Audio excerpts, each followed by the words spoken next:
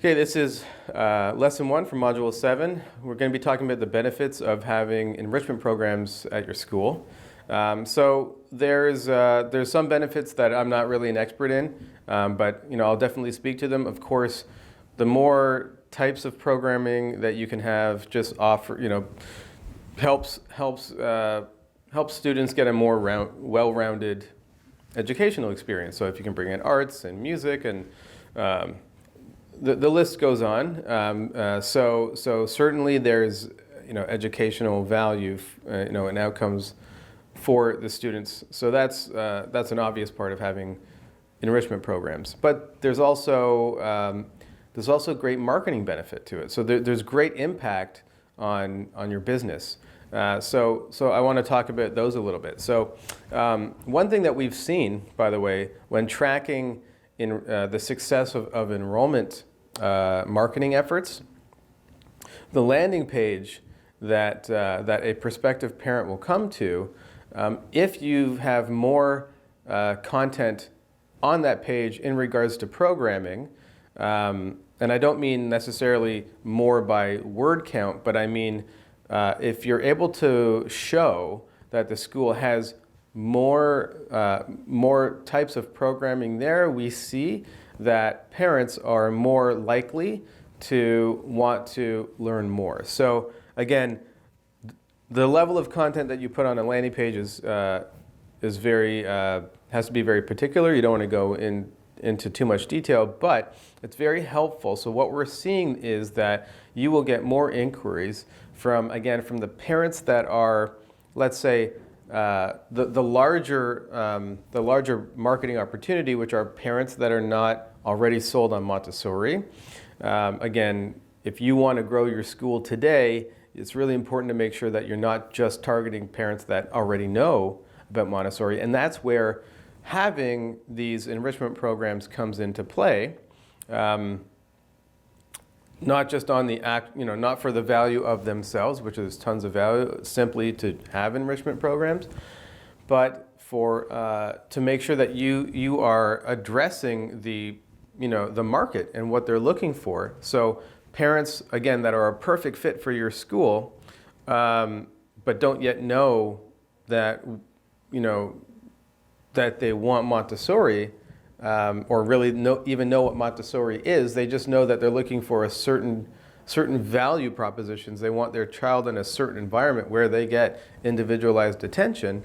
When you're speaking to that prospective parent and you're communicating with them through the inquiry process, and they're just discovering your school, it's very helpful for them to see that you've got a lot of different types of programming options beyond your standard, Montessori curriculum. And then there's another benefit as well. So obviously, if let's say, from one year to the next, you've got your let's say 1 or 2 enrichment program opportunities, and right now you've got an average of an average program per child ratio of 1.2.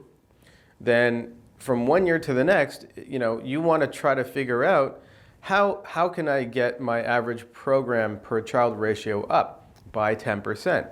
Because if you can do that in conjunction with increasing all the other KPIs in the school by 10%, right? This is how over a period of 3 years you can double the net margin on revenue. So this isn't something that you don't want to go overboard. You probably want to focus on maybe adding 1 new type of program per year up until there's a maximum number of programs that you could ultimately manage. But if you have room to add new programming, this is one of the ways that you can certainly grow the net profit of the school. It's not about trying to get every child to sign up for it, but it's about bringing in a great program that's going to pull in more prospective families, right? And then is also going to, basically increase the revenue at the school to a point of 10% for that particular KPI. So in this lesson, we're going to talk about the types of enrichment programs and also some best practices around deciding what programs you want to run, how to run them. So we're going to go through just some practical things. So as far as types, the list goes on. I mean, we're talking about art programs, sport programs, that pretty much summarizes, obviously, academic enrichment programs. So I don't want to get too much into the ideas. There's certainly, a little brainstorming session. But I want to talk about how you come up with those ideas to best match what's going on in the market. So definitely, and generally speaking, when do these programs happen? It's going to be after school and during breaks, summer break, maybe some other holidays. But I think most importantly, you want to figure out you want to take the pulse of the community, both of your existing parents, but also you want to make sure that you're trying to learn what the market is interested in. Okay, so one thing that's really important to consider is that for a lot of schools, when they're running for a long time, the average school today, across the U.S. is not at full capacity. A big part of that is because they haven't yet figured out how to speak to parents that are not already Montessori parents, or they're just relying only on word of mouth referrals because they don't have a good marketing strategy. So again, it's kind of this echo chamber of speaking about the school and bringing in speaking about the Montessori method, and only really having that way to communicate to prospective parents. So you're not really speaking the language of the much larger market of the prospective parents that are out there in your area that are not necessarily going to respond to the Montessori lingo. So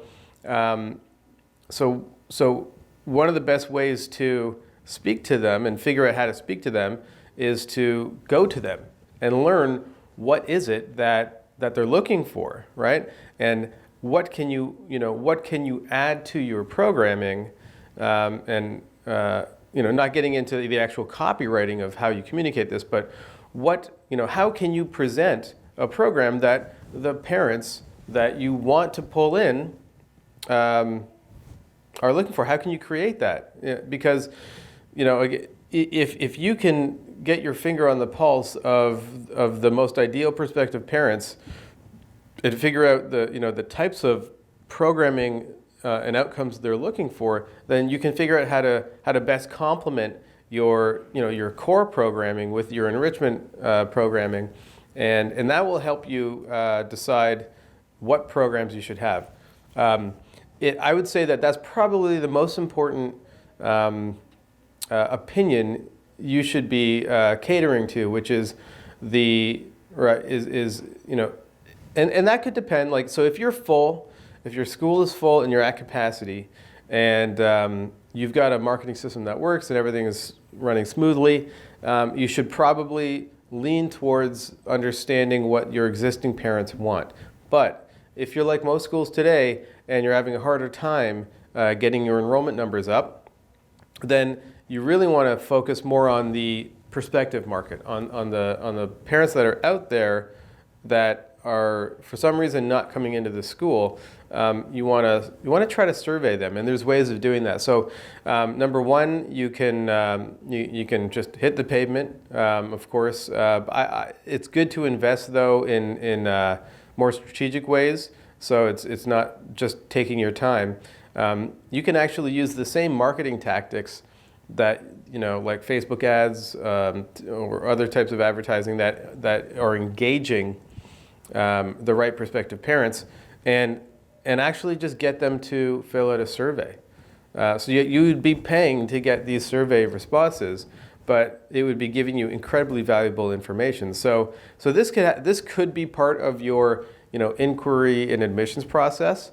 But I would say that if with the particular goal of trying to figure out the right enrichment programming to add to your school, it's probably worth spending a little bit of money to do nothing but get that information. Because so let's say you're going to take the next month, and you've carved out, let's say, 2 to 3 hours a week to have your strategic time focused on one key performance indicator. And right now, this month, we're going to be focusing on getting your programs per child up. And so that means I need to figure out what enrichment programming changes or additions do I need to make.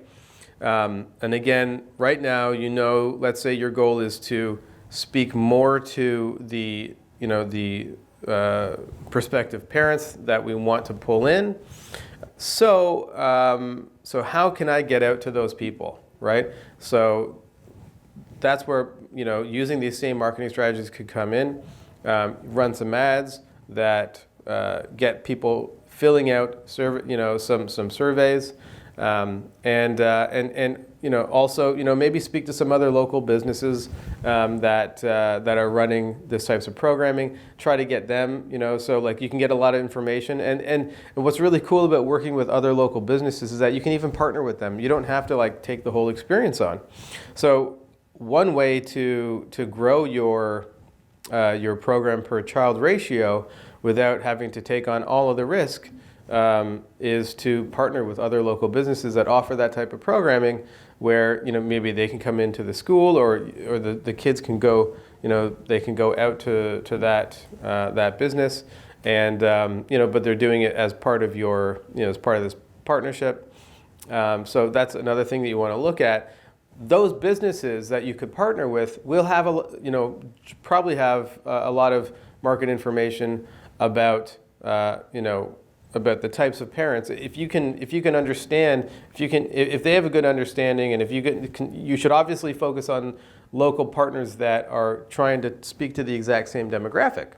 That way they have information about their program in regards to that demographic, that will help you identify if that's a good match for you. So you can, there's no one way to do this, and you need to have that time, that focused creative time to brainstorm and figure out ways to speak to the parents, speak to the prospective parents, find the right programming options. These are just a couple of strategies. Also, on a very practical sense, and especially if you're going to be partnering with other local providers, you want to make sure that you're allowing for flexible ways to pay for the program. It will just these are the things that help with getting that number, that incremental increase of 10%. 10% increase in your programs per child ratio. Sometimes it can come down to just making it easier. So online payment opportunities, so instead of using a very sort of long and painful sign-up process, you actually might be able to increase your program per child ratio simply by changing from a paper sign-up form to a digital form that allows the parent to sign up for the program and actually pay for it right there in that one simple process. And because sometimes parents would do something, but they just they miss the opportunity because it was just too laborious to actually get to the school and get the paper and write a check, and they're just really busy. So you want to make sure that the opportunity for the parents to actually enroll their children in this additional programming is incredibly easy. You want to take down all the barriers that you can, and that's that. I'm not saying that that's going to be the only thing you need to do to increase this key performance indicator by 10%, but maybe that'll top it off, or maybe that'll get you halfway there. It's little human behaviors like that can actually have quite a dramatic effect on your revenue.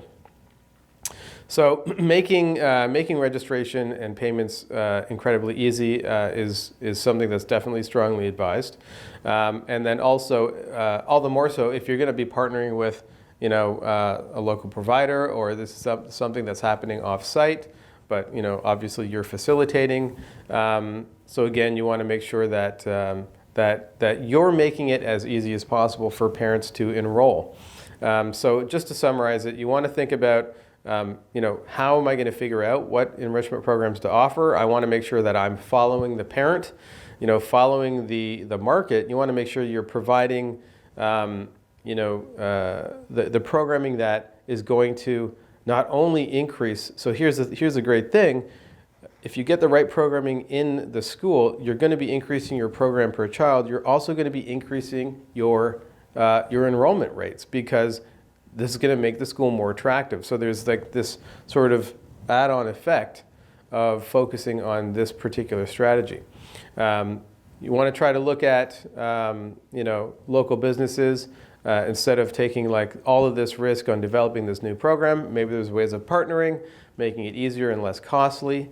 And you want to make sure that enrolling and paying for these programs is as easy as possible and as smooth and simple as possible, so that you don't get parents missing out on opportunities because of just time constraints and frustrating roadblocks of paperwork processes and things like that.